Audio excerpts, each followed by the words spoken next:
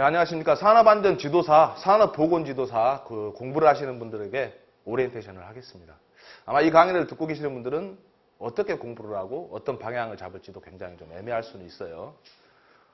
쉽지 않은 공부는 맞습니다. 다만 이제 공부를 시작하기 전에 무작정 공부를 하는 것보다 어떤 방향을 잡고 공부하는 것가 제일 중요할 수가 있죠. 그래서 이 오리엔테이션이, 지도사의 오리엔테이션이 약간 부담이 됩니다. 이 부담이라는 게 하기가 어렵다라는 게 아니라 설명하기가 쉽게 이 강의를 보고 이 영상을 보시는 분들한테 어떻게 설명을 드려야 잘 설명할까, 그게 고민이 된다는 거죠. 그래서 이렇게 좀 준비를 했습니다. 산업안전보건지도사 또는 산업안전지도사, 산업보건지도사에서 지도사 좀 오리엔테이션 하는데, 이 강의는 인터넷 강의로 물샘닷컴에서 지금 서비스가 시작이 되고 있고요. 네이버 카페에는 도슨파파의 산업안전이라고 그렇게 검색 키워드를 치게 되면은 카페명에 이렇게 나와 있습니다. 또는 카페.네이버.com/하고 세이프티 가이드를 치시게 되시면은 그게 카페 주소고요.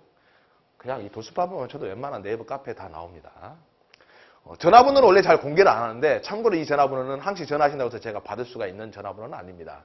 주로 이제 강의 업무용으로 많이 쓰는데, 계속 이것을 소지하고 다닐 수가 없습니다. 그래서 주로 사무실에 놔두고, 필요하신 분 같은 경우는 이 번호로 카톡 등록을 하셔가지고 카톡으로 어떤 문자를 남겨주셔도 되고, 메시지를 또 문자로 남겨주시게 된다면은 제가 수시로 확인을 하니까 전화 받는 경우도 많이 있습니다. 그런데 항시 소지를 하지 않다 보니까 혹시나 전화를 못 받더라도 오해하지 마시고 이렇게 연락을 남겨주시면 괜찮습니다. 24시간 상관없습니다. 그래서 이 전화번호로 그렇게 해주시면 되고요. 자, 본격적으로 이제 산업안전지도사 또는 산업보건지도사를 어떻게 공부를 해야 될 것인가 좀 설명을 좀 한번 드리겠습니다. 여기 오리엔테이션 취지하고 목적은 다음과 같습니다. 즉, 우리가 산업안전지도사를 공부하는 데 있어가지고 기업진단지도라는 과목 3과목을 1차 3과목을 굉장히 어렵게 생각을 하십니다. 근데 결론은 어렵습니다. 왜 어렵냐면은 공부의 방향을 우리가 생각할 때 이것은 경영학이다라고 생각하기 때문에 어려운 방향이 많습니다. 물론 경영학에서도 HRD죠. HR, Human Resource Development. 그래서 인적자원 개발이라는 그 과목들이 같이 포함되어 있는데, 그 부분이 경영학에 들어있다 보니까 이것은 경영학이구나 생각을 하고, 또는 경영이론에서 생산이라든지 재고, 품질, 어떤 영업적인 부분들이 같이 있다 보니까 경영학으로만 초점을 맞춰놨던 게 현재까지의 공부 방법이었습니다. 그런데 막상 시험을 보게 되면은 경영학 쪽에 해당되는 문제도 나오지만 우리가 생각지도 못하고 처음 보는 생소한 용어들이 많이 나오는 경우를 볼 수가 있어요. 그럴 때는 대부분 사람들이 그렇죠. 이번 시험 너무 어렵게 나왔는데. 그리고 경영학에 초점이 맞춰져서 그쪽에 많이 나오게 되면 이번 시험은 쉽게 나왔는데 그렇게 생각을 하는데, 단지 여러분들이 공부하는 범위에서 경영학만 공부를 했기 때문에 그쪽에 문제가 많이 나오면 쉽게 느껴진다고 생각을 합니다. 하지만 아무리 쉽다고 하더라도 보통 15문제 또는 17, 18문제까지 나오는데, 그 중에서 경영학에 관련된 문제는 대여섯 문제밖에는 실제 되지가 않습니다. 그래서 여러분들이 생각하는 공부의 방향이 기업 진단 지도가 과연 그 방향에 맞춰 있는가. 그렇다면은 이 내용을 우리가 보게 되면은 과거의 기출문제를 보게 되면 이 내용은 경영학에서 보면 되겠네라고 생각을 해서 경영학 서적을 보시고 경영학과 관련된 내용들을 공부하시고 탐독을 하시는데, 그래봐야 여러분들의 눈에 익숙한 문제는 대여섯 문제밖에 안 나옵니다. 그러다 보니까 시중에 이러한 기업 진단 지도에 관련된 교재가 부족하고 대체 어떤 걸 공부를 해야 되냐라고 많이 하소연하는 분들이 많죠. 그것은 공부의 방향하고 정확한 그 방향을 못 잡기 때문에 그럴 수가 있습니다. 그것들을 이러한 차별성에 대해서 아예 논란을 종식을 시키기 위한 그런 강의가 있고, 또 이러한 오리엔테이션 같은 경우는 향후 취득하실 준비를 하시는 분들에게, 즉 예비지도사님들에게 이러한 정보 제공에 대한 내용들 같이 포함하고 공부 방법하고 전략을 수립하기 위한 그런 내용들입니다. 그래서 산업안전지도사와 산업보건지도사에서 제가 하지 않는 강의는 딱 하나 있습니다. 어떤 게 있냐면은 보건, 즉 위생에 관련된 내용입니다. 기출문제도 그렇고 이론에 대한 것도 그렇습니다. 왜냐하면 저도 보건, 위생 쪽은 잘 모릅니다. 그렇다면은 더 잘 아시는 분한테 맡기는 게 당연한 거죠. 아직까지 이 강의를 지금 촬영하는 이 시간 시점으로 기준한다면은 산업보건지도사 강의는 없습니다. 현재까지. 그래서 물샘닷컴에서는 산업보건지도사 강의까지 같이 겸하는 그 내용을 지금 서비스를 시작을 하고 있고요. 여러분들 같은 경우는 그 지도사가 안전보건지도사 하나뿐만 아니라 보건지도사까지 같이 생각을 하시거나 또는 그쪽 방향으로 공부를 하신다면은 많은 도움이 될 수 있는 그런 강의를 준비를 하고 있습니다. 자, 오리엔테이션은 이러한 순서대로 진행하는데 많은 분들이 궁금해하신 것들을 좀 토대로 했었어요. 대체 지도사의 직무와 비전이 무엇이냐? 내가 듣기로는 지도사를 하게 되면은 그냥 소위 속된 말로 대행기관밖에 하지 않느냐? 현재는 대행기관을 하고 있죠. 그러나 숨어있는 업무도 의외로 많습니다. 그리고 본인의 학위에 따라서 뭐 경제적인 윤택감이 더 많은 분도 있고 적은 분도 있다라고 하는데 그 방향을 좀 알고 가시는 게 낫지 무조건 오픈하게 되면은 떼돈을 번다? 그건 착각일 수 있습니다. 전략을 잘 짜야 되겠죠. 그 부분도 설명을 하고 2차와 1차 시험에 대해서 좀 준비하는 것들을 설명을 했습니다. 2차를 왜 먼저 썼을까요? 그 이유는 2차 공부도 어차피 패스를 해야만이 뭐 다 3차까지 갈 수 있는 거니까 나머지 내용들을 같이 포함해서 오리엔테이션 진행하는데 좀 설명을 드리도록 하겠습니다. 자, 산업안전지도사 또는 산업보건지도사의 그 직무입니다. 이것은 법에 나와 있는 내용이에요. 근데 이 내용을 가만히 들어보게 되면은 이 위에는 안전지도사, 여기 밑에는 보건지도사인데 공정상 안전에 관한 평가지도, 유해위험 방지대책에 관한 평가지도, 다 평가지도입니다. 그리고 이러한 사항에 대한 보고서의 작성이라고 했는데 일단 이 세 가지만 봐보죠. 1, 2, 3번을. 이것은 꼭 굳이 지도사에게 위임하지 않고도 사업장 자체적으로도 할 수가 있고 다른 사람들에게도 얼마든지 할 수 있어요. 그래서 굳이 고비용을 주면서까지 지도사님들에게 이것을 맡길 회사는 아마 거의 없을 겁니다. 그분들이 아주 아무것도 모른다라면 어쩔 수가 없는데 그건 다 할 수 있는 내용들이고 누구나도 가능은 해요. 유연성 평가 같은 경우도 직접 해버리죠. 그리고 교육 받아서 할 수도 있고 모르면 안전공단에 물어볼 수도 있고 해서 위험성 평가를 직접 작성도 해보고 배워서 전파 교육을 통해서 직원들끼리 공유해서 그렇게 하기도 하고 누구나 다 할 수 있습니다. 산업안전에 관한 사항의 자문에 대한 응답 및 조언. 지도사님에게 자문을 할 수 있지만은 가장 더 쉬운 방법은 신문고에다가도 물어볼 수가 있는 거고 법제처에다가도 물어볼 수 있는 거고 고용노동부 사무소에다가도 물어볼 수 있는 거죠. 또는 안전보건공단에다가 의뢰를 해서 물어볼 수 있는 거고 주위에 물어볼 수 있는 정부의 어떤 기관들이 굉장히 많습니다.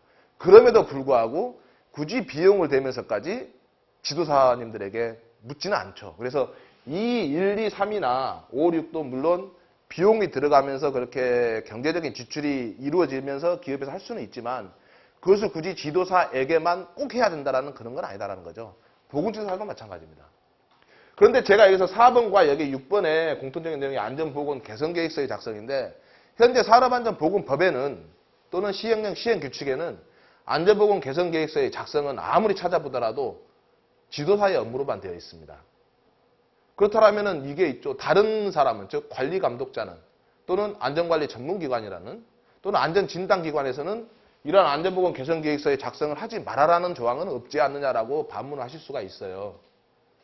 물론 그런 내용은 없죠. 그래서 제가 그 근거를 다른 내용으로 설명을 드립니다. 우리가 산업안전보건법 시행령 시행규칙을 가만히 들여다보면은 안전보건교육을 할 수 있는 사람이 누구냐라고 나와 있어요. 근데 즉 안전보건관리 책임자 할 수 있습니다. 안전관리자도 할 수 있고 산업보건이도 할 수 있고 보건관리자도 할 수 있고 안전보건관리 담당자도 할 수 있고 관리감독자도 할 수 있다라고 법에는 나와 있어요. 시행규칙에 나와 있죠. 나와 있는데 근로자는 할 수 없다라고는 할 수 있다라고 안 나와 있지만 근로자가 해서는 안 된다라는 내용도 안 나와 있어요. 그렇다면 근로자가 해도 되느냐? 그건 아니죠. 할 수 있는 사람이 아예 명확히 나와 있기 때문에 그 사람만 하고 그게 나와 있지 않는 사람은 할 수가 없다라는 이야기입니다. 마찬가지로 이 내용은 산업안전보건지도사의 직무로 지금 이렇게 법에 나와 있는데 안전보건 개선계획서의 작성이라고. 근데 지금 이것은 아무나 하고 있어요. 안전보건관리 전문기관이라든지 대행기관이죠. 그리고 사업장 자체적으로도 하기도 하고 또 이것도 할 때 어느 정도 비용을 들여서 하고 있는데 그 비용이 지도사한테 맡긴 게 아니라 다른 기관에 맡겨서 하고 있는데 이것은 법에서 정해져 있는 안전지도사하고 보건지도사의 고유 업무입니다.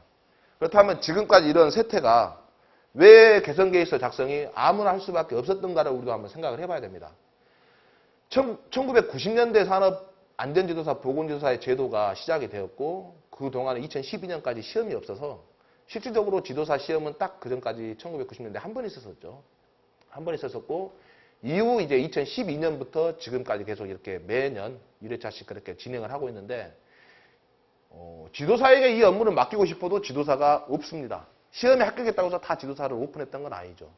그리고 현재에도 지도사를 합격을 했지만은 실제 지도사 면허를 내시는 분들이 합격자의 수에 비해서 굉장히 적습니다. 왜냐하면은 아니 그냥 대행만 하니까 내가 이거 해봐야 경제적인 면이 맞지 않겠다라고 생각하실 수도 있고, 또는 다음에 노후 대책으로 그렇게 해야 되겠다라고 생각해서 하실 수도 있습니다.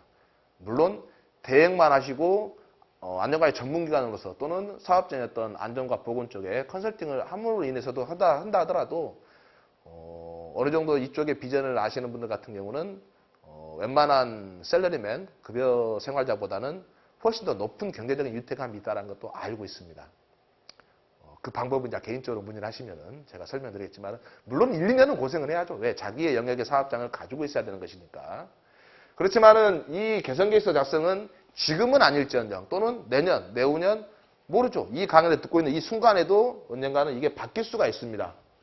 지도사가 해야만 된다라고. 그러면 바뀌는 방법은 어떻게 바뀌느냐? 우리가 소송을 제기해야 될까요? 그렇지가 않습니다. 왜냐하면 이미 법에 나와 있는 거고 지금까지 안 지켜져 있기 때문에 이것은 지침 하달이나 이의제기만 한다 하더라도 얼마든지 가능한 수준이죠. 다만 어려운 부분은 지도사가 그렇게 많지가 아직 않다 보니까 이렇게 바로 시행을 하고자 해도 할 수 있는 인력이 없습니다. 그래서 제가 이야기 드리고 싶은 게 빨리 따자라는 이야기죠, 다들. 이게 과연 정말로 비전이 있을까라고 생각을 하는데, 안전관리 쪽에 보게 되면은 안전보건 진단기관이 있습니다. 진단기관을 설립을 하려면은 기술사 포함해서 몇 개의 어떤 필요한 자격증이 있어서 인력 구성이 되고 어떤 그 설립할 수 있는 요건이 주어진다면은 안전 진단기관으로 그렇게 설립을 할 수가 있죠. 진단기관만으로도 사업의 영역이 될 수가 있는 거고, 교육기관만으로도 될 수가 있는데, 진단은 말 그대로 안전보건 쪽에 어떤 문제점이 있는가 발굴해서 그것을 알려주는 거죠. 진단보고서를 통해서. 거기에 대한 문제점을 해결은 어떻게 하는 개선계획서가 바로 이 내용입니다. 거기에 대해서 어떤 식으로 해야 된다는, 그것을 지도사 만들었는데 그 비용은 뭐 서로 경쟁적에서 서로 틀릴 수가 있는데 이게 만만치 않는 비용입니다. 그게 지도사 고유 업무로 가야 되는 게 맞음에도 불구하고 아직까지는 인원이라든지 사회 구조적으로 지금까지 우리가 미비했던 그 부분들이 시행이 안 돼서 현재 이루어지지는 않고 있습니다. 그런데 이것은 이렇게 바뀔 수밖에 없습니다. 누가 보더라도 법의 내용에 틀린 내용은 없으니까. 그래서 여러분들이 이런 지도사의 어떤 직무를 포함해서 이런 비전이 그냥 안전관리 전문기관으로만 아니면 건설 쪽에 재해방기술지도기관으로만 그렇게 생각을 하신다면 이것은 큰 오산일 수가 있습니다. 물론 이거 포함해서 유해위험 방지계획서 포함해서 나머지 뭐 근골계 쪽이라든지 보건 쪽도 마찬가지지만 할 수 있는 컨설팅 업무는 굉장히 많습니다.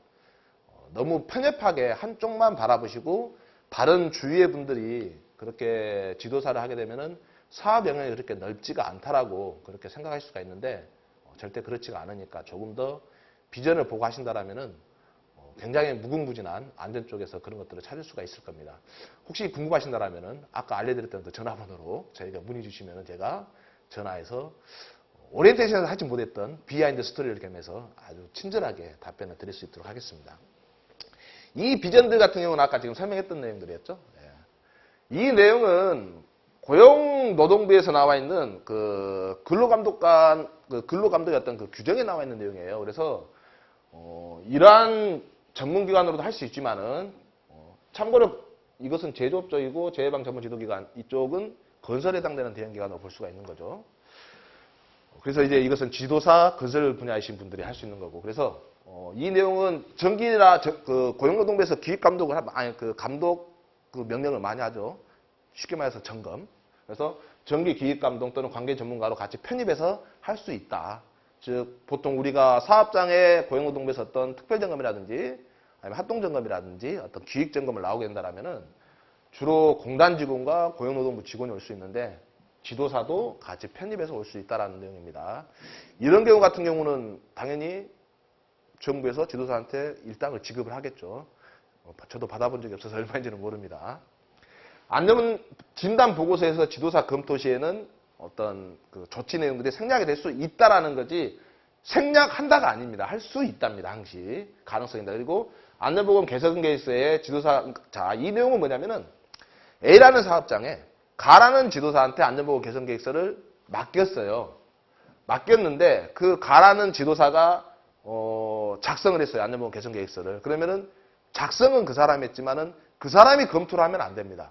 다른 지도사가 검토를 해야 되는 거죠. 그래서 타 지도사의 검토 시 그 검토를 생략할 수 있다는 겁니다. 자기가 작성해놓고 자기가 검토를 하게 되면 그 말이 안 되는 거죠. 그래서 또 이것도 마찬가지. 안전보건 개선 계획서 이행에 대한 것들을 다른 지도사가 보고 이거 제대로 이행이 되고 이대로 좀 실행을 하고 있습니다라고 그 사람이 검토를 해서 도장에 들어간다라면은 고용노동부에서는 그것들을 확인을 직접 하러 뭐 방문하거나 다시 재점검이 이루어지는 게 아니라 타 지도사가 그 업무를 수행을 함으로 해서 고용노동부에서 인정을 할 수 있다는 겁니다. 무조건 해준다는 것은 아니고요.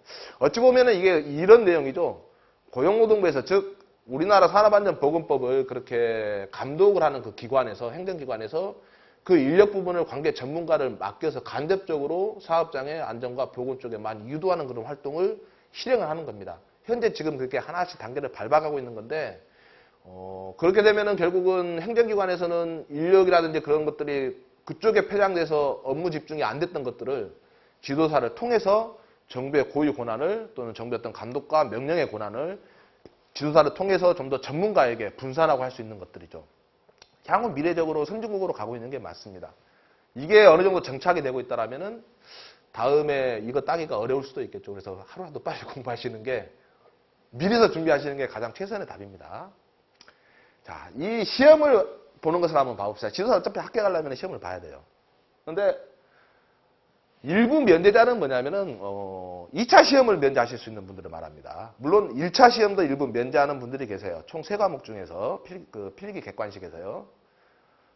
1차 시험 일부 면제 과목자 중에서 먼저 설명하자면은 1과목이 법령이고 2과목이 안전지도사면 산업안전 일반 또는 보건지도사면 산업위생 일반이죠. 3과목은 기업진단지도입니다. 물론 안전과 일반이 약간 매무제가 같이 섞여 있지만은 3과목 기업진단지도만 생각을 하자라면은 내가 1과목, 2과목은 공부하기가 분량이 많고 귀찮으니까 이것은 안 해야 되겠다. 그래서 나는 3과목 하나만 봐서 60점을 넘겠다라고 생각을 하신다라면은 어떤 문제점이 발생하냐면은 기업진단지도와 안전을 보시는 분 같은 경우는 이것은 보건지도사죠. 기업진단지도하고 위생이 섞여 있는 것은 안전지도사입니다. 그래서 나는 1과목, 2과목 공부 안 하고 3과목 하나만 60점 넘겠다 하게 되면은 이것도 좋은 공부 방법일 수 있어요. 근데 60점 넘기가 쉽지가 않습니다. 왜? 이 기업진단지도가 너무 생소한 과목이잖아요. 그렇다면 이게 60점이 못 넘게 되고 50점 또는 55점 아니면 45점, 40점만 되더라도 40점 밑으로는 꽈락이니까 안 되고 된다 하더라도 1과목인 법령과 2과목인 여러분의 전공인 보건 쪽 같으면은 산업위생 일반, 안전 쪽 같은 경우는 산업안전 일반에서 점수를 많이 올려주는 그런 작전을 취하죠. 그래서 그렇게 공부를 해서 1, 2, 3과목을 거의 공통으로 같이 보고 있습니다. 근데 이게 문제가 뭐냐면은 3과목만 응시를 한다고 했을 때 3과목만 집중해서 공부를 하잖아요. 2차 시험을 면제를 안 그러니까 받으신 분이니까 1차 시험 일부 면제를 되신 분은 2차 시험이 당연히 면제되니까 하는 거예요. 2차 시험을 안 보고 바로 3차 시험을 건너가잖아요. 필기 공부할 때 이 내용이 3차 시험에는 하나도 안 나옵니다. 진짜 한 문제도 안 나와요. 그러니까 이것은 그냥 필기용이 필기 통과용 밖에는 안 됩니다. 그래서 오히려 공부를 하신다면은 1차부터 시간을 준비하신다면은 1과목, 2과목을 먼저 즉 법령하고 전공인 안전 일반 또는 위생 일반을 공부를 해야 2차 면제가 되더라도 3차에서 그거에 대한 답변이 이루어질 수가 있는데 오히려 3차에 전혀 시험에 나오지 않는 3과목만 약간의 분량만 공부해서 1차만 패스하겠다게 되면 다시 어차피 3차 시험을 간다 하더라도 그 법령과 같이 공부를 할 수밖에 없는 구조입니다. 그래서 1, 2, 3차를 같이 보시라는 것을 권하고 싶고 같이 공부를 해보시라는 것을 권하고 싶습니다. 어차피 다시 해야 하니까요.